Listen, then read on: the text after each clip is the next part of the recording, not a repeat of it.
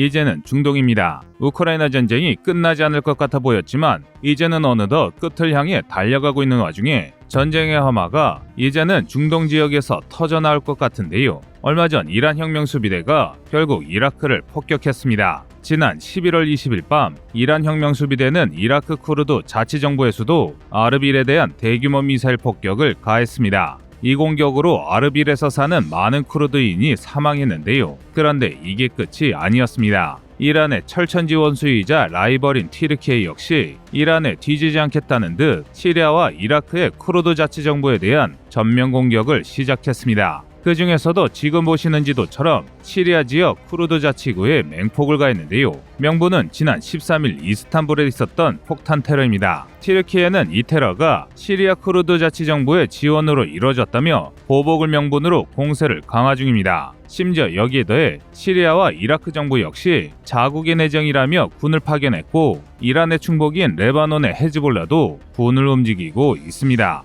이에 사태를 예의주시하던 이스라엘 역시 군대를 파병할 조짐이 보이고 있는데요. 이처럼 현재 중동의 정세는 제5차 중동전쟁이라 부르기에 손색이 없는 대규모 충돌을 눈앞에 두고 있습니다. 그야말로 온 중동이 불바다에 휩싸기 직전인 일촉즉발의 상황입니다. 게다가 당사국 중 하나인 이란에는 결국 시민들의 반정부 시위가 사실상 내전으로 확대되고 말았습니다. 이로 인해 이란 정권을 떠받치는 혁명수비대의 핵심 간부들이 길거리에서 총을 맞아 생을 마감하는 사태까지 벌어지고 있으며 반정부 성향이 강한 민간인 마을이 혁명수비대에 약탈당하는 등 정상국가에서는 도저히 볼 수 없는 막장 사건들이 벌어지고 있는데요. 이에 대해 군 전문가들은 이런 중동의 정세에 대해 우크라이나 전쟁으로 인한 힘의 공백이 중동을 대혼돈으로 몰고 있다고 분석하고 있습니다. 또 동시에 우크라이나 전쟁의 빠른 종전만이 중동의 혼란을 잠재울 수 있을 것이라 보고 있는데요. 하지만 숨쉴 때마다 오르는 금리로 대출금 갚기도 빠듯한 일반 서민들이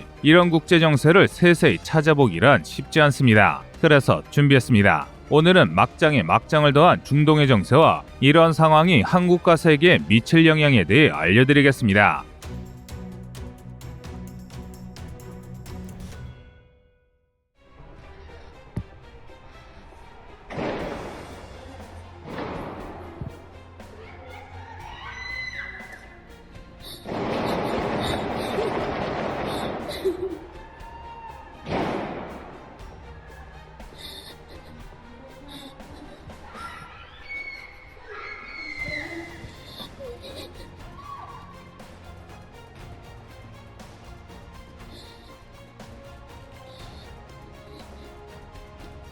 지금 보시는 영상은 지난 20일 밤부터 21일 새벽까지 이란의 마하바드라는 지역에서 벌어진 참상입니다. 정부의 반기를 든 시민들을 혁명수비대 병력이 무차별적으로 제거하고 있는 건데요. 일부 오신트들은 시위대에게 기관총이 사용되고 있다는 끔찍한 이야기까지 전하고 있습니다. 그 증거로 지난 11월 20일 오전 하프트랙 등으로 무장한 대규모 혁명수비대가 마하바드 시내에 진입했습니다. 따라서 같은 날 밤 마하바드시에서 벌어진 창극을 주도한 것은 혁명수비대가 분명합니다. 그렇다면 혁명수비대는 이런 짓을 왜 저질렀을까요? 원래 이란의 혁명수비대는 이란 정규군과 함께 양대 조직을 형성하고 있는 최정예 부대로 이란의 이슬람 체제를 수호하는 것을 주요 임무로 구성된 조직입니다. 즉 자국민을 지켜야 할 군 조직이 자국 내 국민들을 탄압하는 말도 안 되는 상황이 벌어진 것입니다. 그리고 이처럼 혁명수비대가 시민들을 탄압하는 데는 마하바드의 위치와 인구 구성을 보면 알 수 있는데요. 마하바드는 이라크 쿠르드 자치정부와 맞닿은 피란사르시와 가장 가까운 대도시입니다.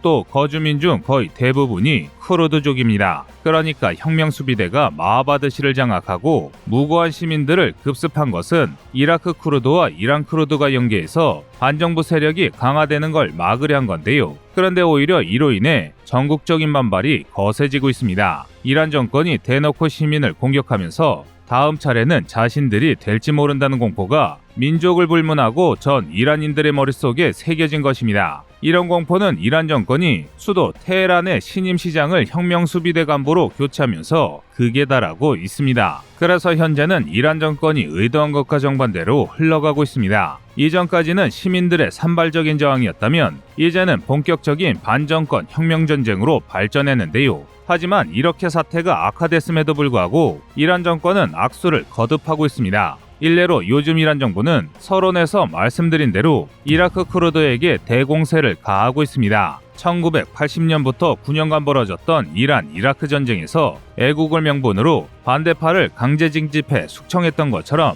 반정부 시위대를 총알바지로 내세우려는 것인데요. 하지만 그때와 달리 이란 시민들의 반응은 싸늘합니다. 이라크가 이란을 선제 공격했던 1980년의 전쟁과 달리 이란이 이라크 쿠르드를 선제 공격했으며 지금 이란 정권이 이야기하는 명분이 말장난에 불과하다는 것을 잘 알고 있기 때문입니다. 되려 민주시위대가 이란 정권의 무의미한 침략 전쟁을 비판하며 경찰서에서 탈취 무기로 혁명수비대 간부들을 암살하고 있는 실정입니다. 그런데 이런 참혹한 사건들은 이게 끝이 아닙니다. 이란과 이라크에서 피바람이 부는 사이 티르키예와 시리아 국경에서도 대규모 무력 충돌이 발생했습니다. 최근 수일 동안 티르키예 공군이 시리아 크루드 자치정부가 있는 시리아 북부를 맹폭한 건데요. 최근 티르키예는 이스탄불 폭탄 테러의 용의자로 PKK를 지목하고 그 배후 세력으로 시리아와 이라크 크루드의 자치정부를 지목했습니다. PKK는 쿠르디스탄 노동자당이라는 이름을 가진 사회주의 성향이 강한 쿠르드 독립조직인데요. 쿠르드 독립이라는 공통 목표를 가진 자치정부들이 PKK의 사주에서 테러를 일으켰다는 게 티르키예 측 주장입니다. 그래서 쿠르드 자치정부가 있는 시리아 북부에 맹폭을 가하는 것입니다. 그러나 티르키의 주장과 달리 쿠르드 자치 세력은 억울하다는 입장입니다. 시리아 정부와 다투기도 바쁜 자신들이 굳이 이스탄불에 테러를 일으킬 이유가 없다며 영토 야육의 눈이 먼 티르키예가 거짓 명분으로 무고한 쿠르드를 공격하고 있다고 항변하고 있습니다. 그러나 놀랍게도 티르키예 내에서 이들의 동조하는 이들이 나타났습니다. 바로 티르키예를 통치하는 에르도안 정권에 반대하는 반정부파들인데요. 이들은 에르도안이 거짓 명분으로 정권 유지를 위한 전쟁을 벌이고 있다고 비판했습니다. 엉터리 경제정책으로 국정을 망친 독재자 에르도안이 선거에서 질 게 염려되자 쿠르드인에 대한 강경 대응을 명분으로 정권을 이어가려 한다는 겁니다. 실제로 최근 에르도안 정권은 심각한 지지율 하락으로 고심하고 있습니다. 그 원인은 물가 때문인데요. 충격적이게도 지난 2022년 1분기 티르키예의 물가 상승률은 무려 55%를 기록했습니다. 이후로 줄곧 세계 최악의 인플레이션 국가라는 악명을 유지 중입니다. 심지어 최근 들어서는 국가가 발표하는 공식 인플레이션이 80%를 뛰어넘었습니다. 이에 대해 전문가들은 공식 통계가 80%를 넘었다면 티르키예 국민들이 체감할 한 해 물가 상승률은 100%가 넘을 것이라고 분석하고 있습니다. 전 세계 국가들이 2021년부터 천천히 금리를 올리며 인플레이션에 대응할 때 홀로 저금리를 유지하려다가 심각한 인플레이션에 빠진 겁니다. 이 때문에 티르키예 내부에서 무려 20년이나 권좌했던 에르도안을 끌어내리자는 목소리가 매우 커졌습니다. 그런데 이란 내 폭탄 테러가 발생하면서 티르키예 국영 언론이 일제보복을 주장하며 정부에 대한 비판 보도를 전쟁 보도로 가려버리기 시작했습니다. 즉 국민들의 분노를 외부로 표출시켜 자신에 대한 화살의 방향을 바꿔버린 것입니다. 이 때문에 티르키예가 시리아 침공을 계기로 자신들의 권좌를 유지하려고 노력 중인데요. 그런데 안타깝게도 현재 시리아에 가해진 보복 포격으로 티르키예 장병이 전사한 사건이 또 발생하자 전쟁의 규모가 계속해서 커지고 있습니다. 이렇게 시리아와 이라크를 중심으로 전쟁이 확대되자 중동의 숨은 강국인 이스라엘이 오랜 침묵을 깨고 적극적으로 움직이기 시작했습니다. 바로 베냐민 네타냐후와 그를 지지하는 극우 세력 때문인데요. 베냐민 네타냐후는 무려 2차례나 총리를 역임한 이스라엘의 거물 정치인입니다. 특히 두 번째 임기는 무려 12년에 달해 사실상 독재자라는 평가까지 받았을 정도인데요. 그러나 연이은 부패 스캔들로 2021년 치러진 선거에서 패하면서 권좌에서 물러났습니다. 그런데 그가 지난 11월 1일에 열린 조기 총선에서 다시 권좌에 올랐습니다. 그가 이끄는 우파 세력이 의회에서 과반을 차지하면서 총리직에 복귀하게 된 것입니다. 그리고 이렇게 네타냐후가 복귀하면서 요동치는 중동의 정세가 더욱 복잡하게 됐습니다. 그도 그렇게 네타냐후는 권좌를 잃기 전까지 이스라엘의 위협이 되는 팔레스타인과 이란에 대한 초강경 정책으로 이름을 높였습니다. 일례로 시리아 내전이 한창일 때 시리아로 공군을 파견해 시리아 아사드 정권과 IS를 폭격했습니다. 뿐만 아니라 미국과 이란이 핵 합의를 하는 사이에도 수차례 이란의 핵시설을 포격하려는 시도까지 했는데요. 하지만 이전까지는 반대 세력에 막혀 뜻을 전부 펴지 못했습니다. 하지만 이제는 아닙니다. 네타냐후 내각을 주도하는 정당들 중 구구 파벌이 크게 성장하면서 네타냐후의 강경책을 지지하는 세력의 힘이 더 커졌기 때문입니다.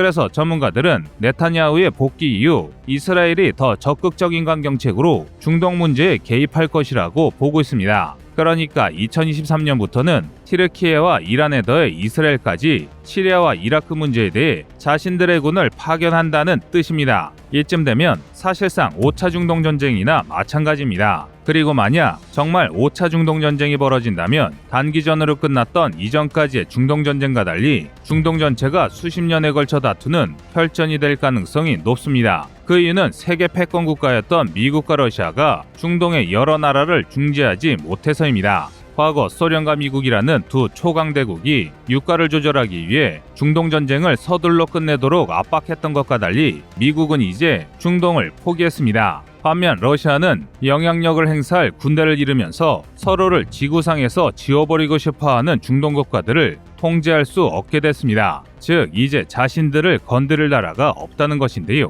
이에 대해 전문가들은 우크라이나 전쟁의 빠른 종전과 우크라이나의 안정만이 5차 중동 전쟁을 막을 수 있다고 말합니다. 중동에서 대규모 혼란이 발생하고 국정이 엉망이 된 이유 중 하나가 바로 우크라이나 전쟁으로 곡물 가격이 폭등하면서 중동의 식량 가격이 천정부지로 올랐기 때문인데요. 그래서 곡물 수출만 원활해져도 전쟁 대신 다른 선택지를 고를 가능성이 크게 늘어난다는 겁니다. 그러나 이런 희망이 현실화될 가능성은 그리 높아 보이지 않습니다. 러시아와 우크라이나 양측 모두 협상을 이야기하고 있으나 양측의 간격이 너무 크기 때문인데요. 특히 러시아의 조건이 너무 뻔뻔합니다. 현재 러시아는 수십만 명의 인명을 잃으며 연전연패하고 있음에도 전쟁 이후 획득한 점령지를 러시아의 영토로 인정하라는 말도 안 되는 요구를 하고 있습니다. 러시아가 그럴 수밖에 없는 게 러시아 푸틴 정권이 러시아 국민들에게 침략의 정당성을 설득하기 위해서는 수많은 인명피해 대가로 받아낼 영토가 필요하기 때문입니다.